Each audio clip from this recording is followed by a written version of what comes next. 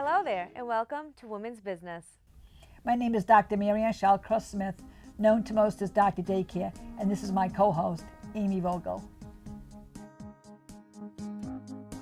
We'd like to welcome you to our mentoring program designed to educate our community on issues facing working women.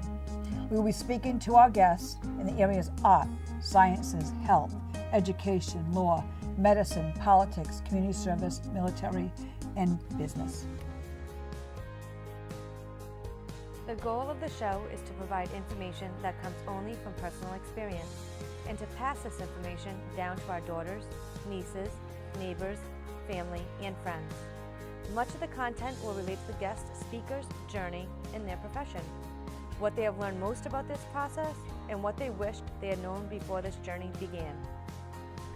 Since women-owned businesses are the fastest growing sector of our economy, my guests will close with what lesson they would like to pass on to the viewing audience.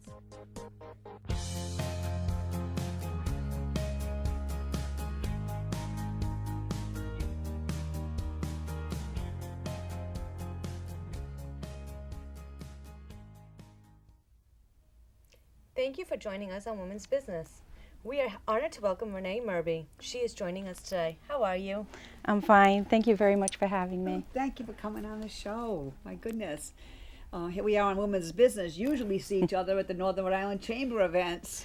We do. Yeah, we've got John Gregory and his staff are absolutely amazing people. All the amazing, wonderful events they put together. They do have some great events. And it's great networking. We just sit there, talk, get some information. Get to meet a lot of new people, business contacts. Got to meet you, got you on Women's Business. This is really good, Renee. Thank you, Northern Rhode Island Chamber. Thank you. So tell us a little bit about yourself as a woman in business. You got a Well, lot to offer here. Thank you. I started my career as a computer programmer, and it was a job I thoroughly enjoyed for 3 years, but then I had the birth of my first child and decided to become a stay-at-home mom. And I thoroughly enjoyed this new role, but after a few months, I started to feel like I wanted to be professionally active, but I wanted to have it all. I wanted to be that stay-at-home mom and have a professional career. So I started to look for opportunities where I could work from home. And so I could do both. And I found an opportunity that was advertised in the Providence Journal, and it was for a computerized payroll service, and I thought with my background in computers that would be a good fit for me. So I bought it, and I owned and operated that for a year, but I found that being responsible for so many people's taxes made me a little bit uncomfortable. I was always afraid that there would be a new tax law introduced that I wouldn't be aware of and how that might affect all these people. So after a year, I decided to put it back out on the market and to see if I could get any feelers for it. And I did get offers were rolling in, but of course people needed to secure financing. And at the time I decided to attend a real estate class. And of course at the real estate class everybody stands up and introduces themselves and tells a little bit about their background. So of course I put a little pitch in there for my payroll business that was for sale. And at the end of the class, the instructor, who was the president of that real estate company, and his wife, who was the vice president of a local bank, had expressed an interest in the company. And so I brought them over to my home office, and they made me a cash offer, which was nearly 3 times my original investment. That is awesome. So even though it wasn't the right business for me, I still felt like it was a pretty good deal. That's an amazing deal. 3 times, definitely a deal. And just because at that moment you shared that information, sometimes we just don't realize who's in the audience or who's there, who's got a different set of ears on. Exactly. That's a great example.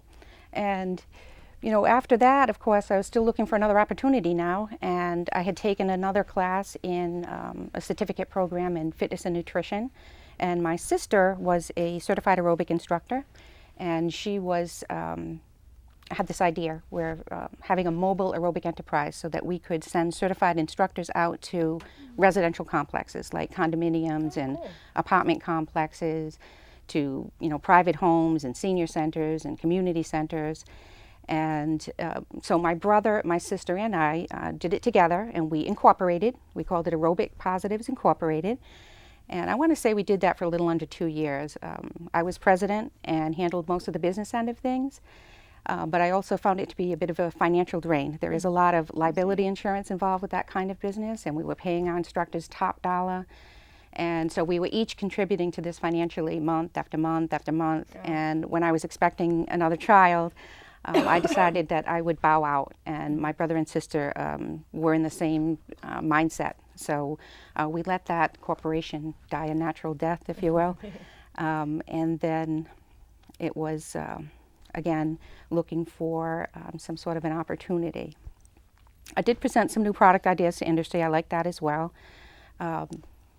I'm sure you're all familiar with, I can't believe it's not butter spray. Yes, of course. All right, so I used to live on in college when I It's- didn't want the fat from butter. especially for corn on the cob, right? All my friends would be spraying their toast because we're like, we don't want the fat from butter, so let's spray this on. Yes. It's really fascinating. Things you find out about your daughter 20 years Yeah. after later. It was, you know, it was something that, it was just an idea that came to me, and it was years before that product was actually on the market. And so for that idea, I actually enlisted the help of an idea submission company to present it to the industry. And I presented on good faith. So in all honesty, I did not receive compensation for the idea, but it still was a validation to have it actually end up on the shelves. So you came up with the idea and you never received any compensation? For No, this? I did not. Nope.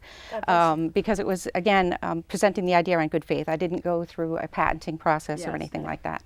I did sunscreen wipes the same way, and a couple of other ideas I did for people who wanted me to. I enjoy doing that type of work. Where do you get these ideas? You're like an artist. I think I thrive in a creative environment. Too. And you know, it's just that different opportunities have come across my way, and you know, now at this point I had like three children, and I would find myself, you know, being the stay-at-home mom now, I had my nieces, my nephews, the neighborhood children. I always had a house full of children, and I seemed to find myself acting out fairy tales to keep them amused. And now my mom was a preschool teacher, and the nursery school where she worked at, they really loved her, and I wanted my kids to have that exposure to the preschool environment, not only for the social interaction, but also for that pre-K prep, which so many other children have exposure to. So I wanted them to go there for a couple of days a week, and they wouldn't accept any payment from me, so because they love my mom so much. Oh, sweet.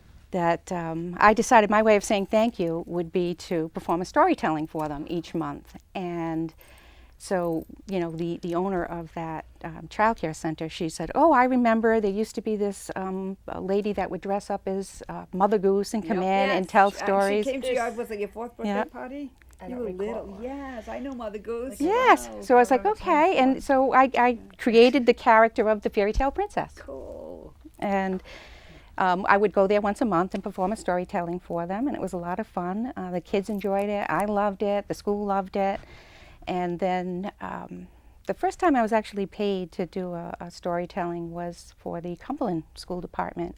They were having their annual field day, Yep. and they were looking for a children's entertainer, and my cousin thought of me, and so I was like, sure. You know, I went and I set up my easel and told a few stories over the course of the day, and I believe it was the PTO who actually had paid me, and they gave me $100, and I was so excited on the drive home, and I thought, oh, well, maybe this should be the business that I pursue. So I went to work at creating a direct marketing piece, and I had a great response from that, so I started telling stories at other child care centers, libraries, bookstores, and the like.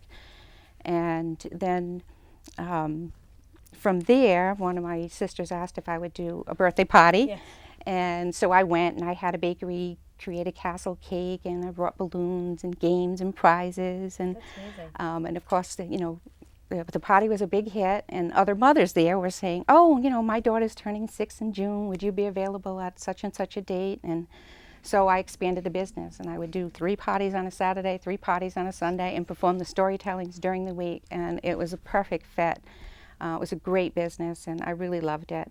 And then Women's World magazine contacted me, and they did a feature article. Oh, cool. And that was exciting. I really Very liked that. exciting, And once it appeared in the magazine, I started getting calls from people across the country, both men and women. Really? asking me if I could help them get started in a similar business. And so after a week of, advising these people over the phone, the light bulb goes off, and I was like, maybe I should write an instructional guide of how people could earn an excellent extra income as a storyteller for children.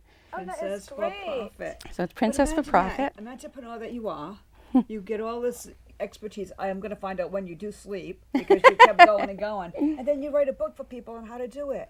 That is so kind. Wow. Well, thank you. Wow. Princess for Profit. And I did have other princesses, and they would keep in touch with me across the country, letting me know how they were doing and how much they appreciated the business and the opportunity. So, I did it through Rose Dog Books, and it's a subsidiary of Durant's Publishing. And so it was something that I always wanted to do it. So I felt, it was like checking something off the bucket list. And but I did that for 13 years. That business, I really enjoyed that, probably more than anything else. But unfortunately, at the time, I knew my marriage wasn't going to be going the distance. So I needed to get back into a so-called real job in the real world. And I was hired by a local etching company. And I was able to, head up the new product development team, which is where I really thrive. And I liked it. I was there for almost 5 years, and then was laid off. Oh. And that was about 2 months before my divorce went through. So that was a really scary time for me. A lot of changes going through my life, and now when I look back, I can think of it as a blessing in disguise, because it did give me that opportunity to regroup. And then, I was unemployed for 18 months at that time. It was 2009. So the economy was so bad. Awful. Yeah, And the unemployment rate was so high that, I took that time with savings, but eventually did land the job where I am today as an admissions rep at a local technical school. And I love it, and it is important for me to have a full-time job where I can participate in a 401k. And I was going to ask the difference between being a princess storyteller and getting a full-time job. Was that really it? Was it the benefits? Was it the 401k?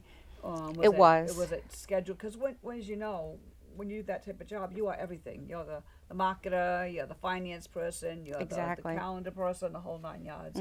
So did this, what would be the difference between the two, being self-employed compared to being employed?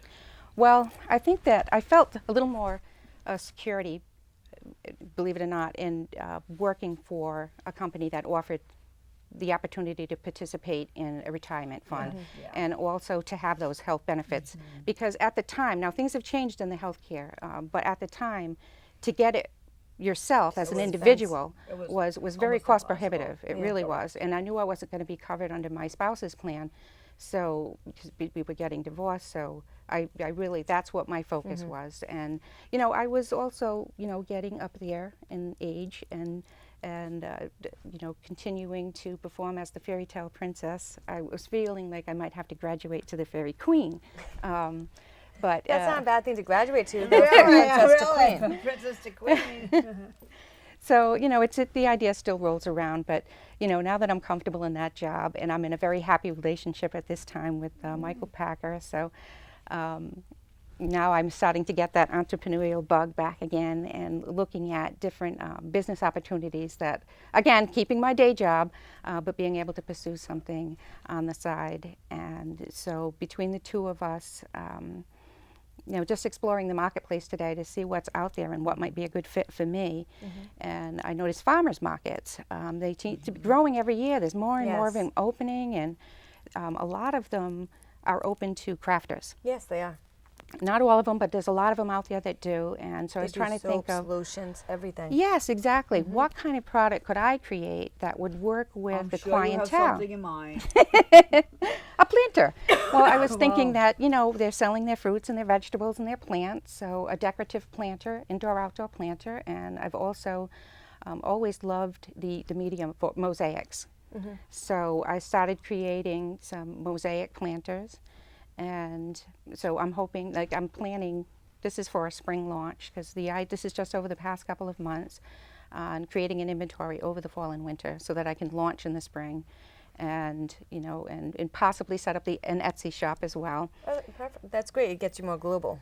And I wanted to not just be restricted to doing the mosaic planters. So Mike is also a very creative individual, so he's been etching a lot. He purchased a laser engraver, and over the past couple of years we've been engraving some glasses. So I think between the two of us, just going out there on the weekends to these farmers markets and being able to create another little avenue of income for us, and it gives me that sense of business ownership once again. Tell me what etching was like for you. You smile when you talk about it. I so do. it sounds like it was I something really that's do fun. enjoy it, and I did have that background from working for that etching company for like 5 years, and what we've done is, like one of the first things that we did was we were having a graduation party for my kids, and graduating from URI.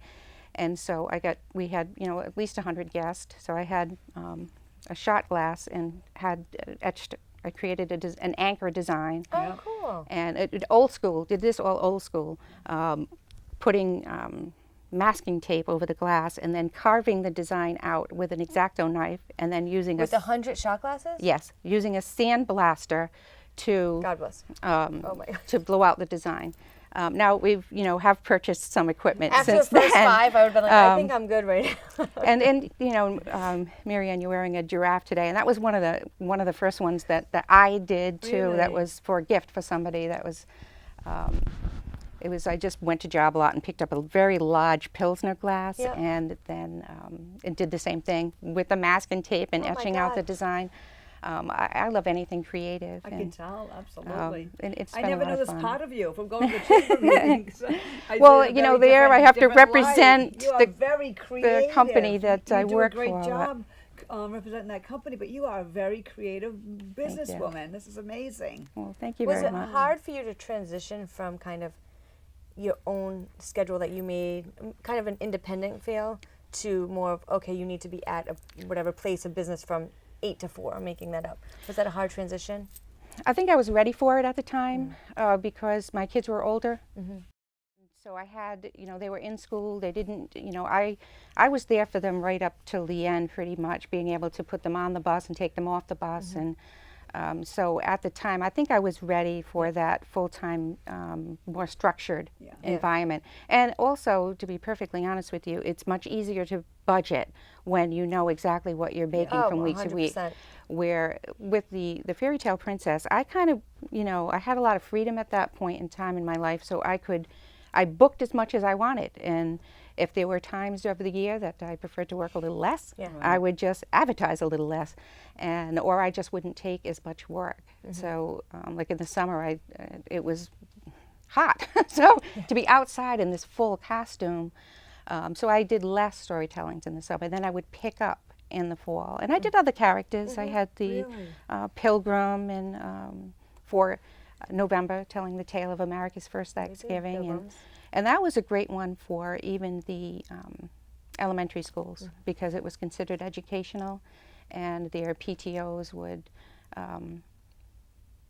pay for it. So that opened up another market for me too. Renee, I need to tell you a family secret.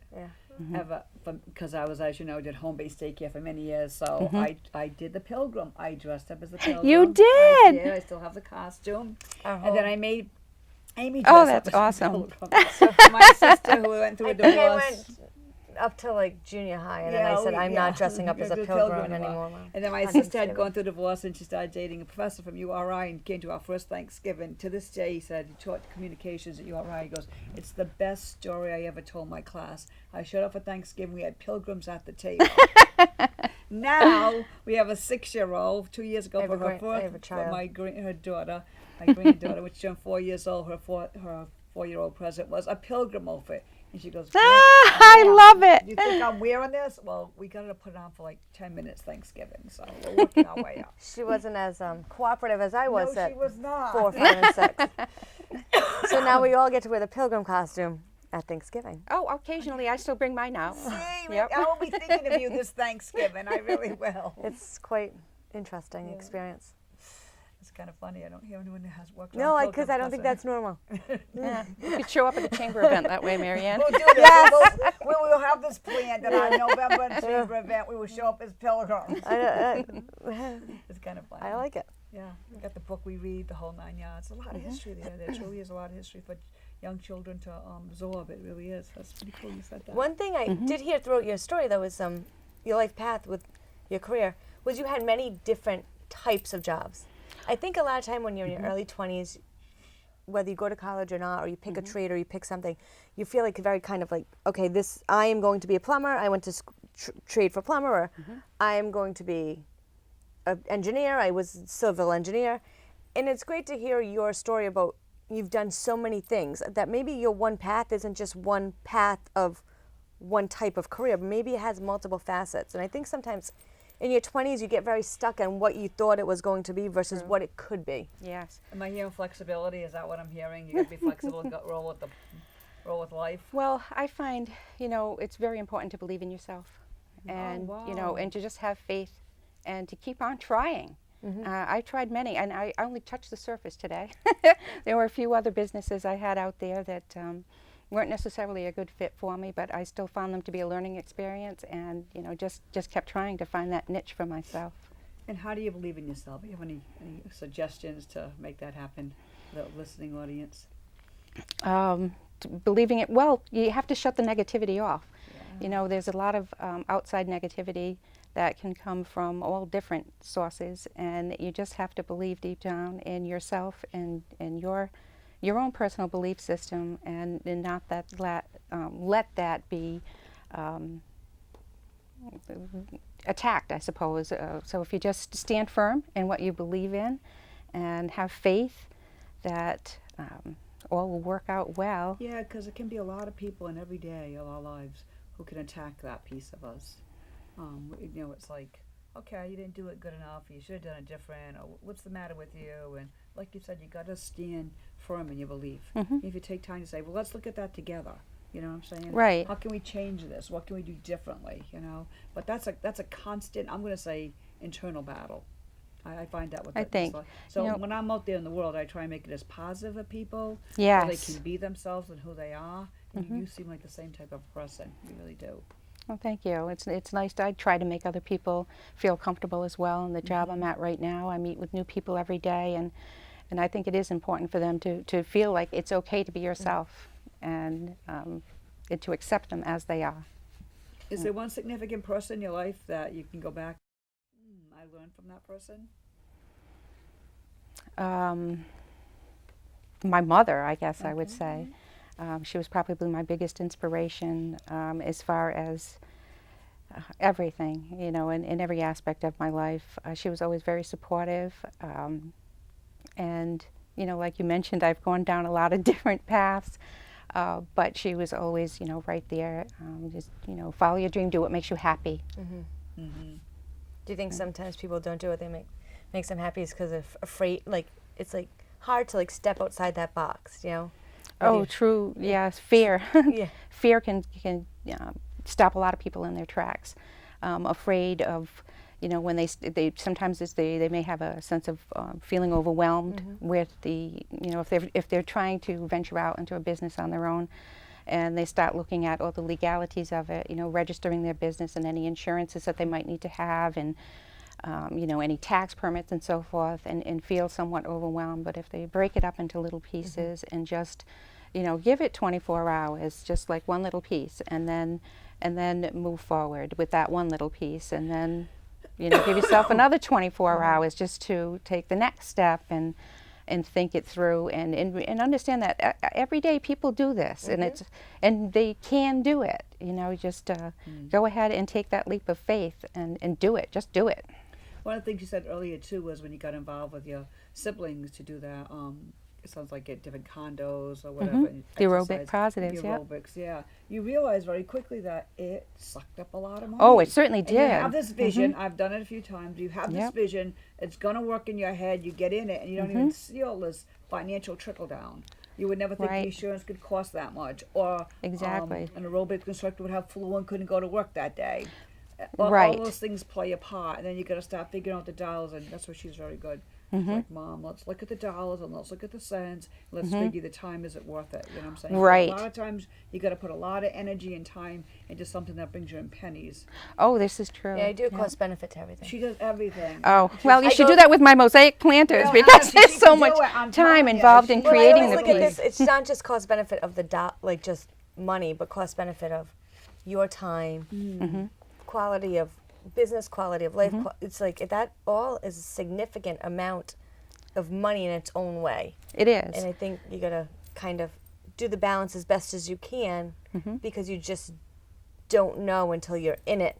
And you don't want to be in it too far. And you're like, oh gosh. You Right. pulled out quick. Yeah. You got it. I did. 1-2 I years did. is really not because it a was long time. like just under 2 years, and honestly, just expecting another child, growing family, and You're exhausted. like I said, I was just I was handling the business end of things, but at the same time, it was it was a drain, and I didn't feel like it was fair to my family either to keep pursuing this when and especially it wasn't an idea that came from it wasn't my passion, it wasn't my field. Right.